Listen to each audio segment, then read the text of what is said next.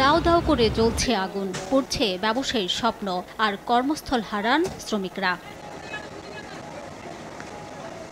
বৃহস্পতিবার দুপুর ২টার দিকে চট্টগ্রাম ইপিজেডের ৪ নম্বর রোডের আদম ক্যাপস নামে তোয়ালে তৈরির কারখানার ৮তলা ভবনের ৫ তলায় আগুনের সূত্রপাত হয়। মুহূর্তেই তা ছড়িয়ে পড়ে ৬ষ্ঠ তলায়। খবর পেয়ে নিয়ন্ত্রণে কাজ শুরু করে ফায়ার সার্ভিসের ৪টি ইউনিট। এরপর একে একে যোগ দেয় ফায়ার সার্ভিসের আরও ১২টি ইউনিট। আগুন নিয়ন্ত্রণে প্রাণপণ চেষ্টা চালায় দমকল কর্মীরা। তাদের সঙ্গে যোগ দেন বিমান ও নৌবাহিনীর ফায়ার সার্ভিস ইউনিটও। দায়িত্ব পালন করছেন পুলিশের পাশাপাশি সেনাবাহিনী।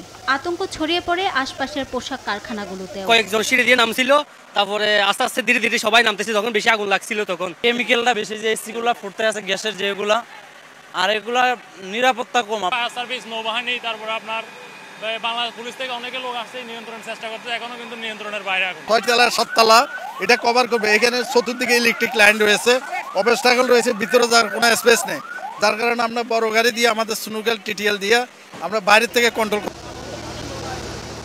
দাহ্য পদার্থ থাকায় আগুন দ্রুত ছড়িয়ে পড়ে। কারখানাটিতে থাকা বেশিরভাগ শ্রমিক কর্মচারী নিরাপদে বের হয়ে এসেছেন বলে দাবি ফায়ার সার্ভিসের। অলরেডি এর মধ্যে ২০-২৫ জনের মতো আমরা রেস্কিউ করেছি, আর বাকি এখন আমরা সাহায্যে আছি। কিন্তু আগুন যতক্ষণ পর্যন্ত কন্ট্রোল না আসবে ততক্ষণ পর্যন্ত কিছু বলা যাবে না। গত ২ মাস আগে নগরীর কর্ণফুলী ইপিজেডে আগুনে পুড়ে যায় একটি পোশাক কারখানা।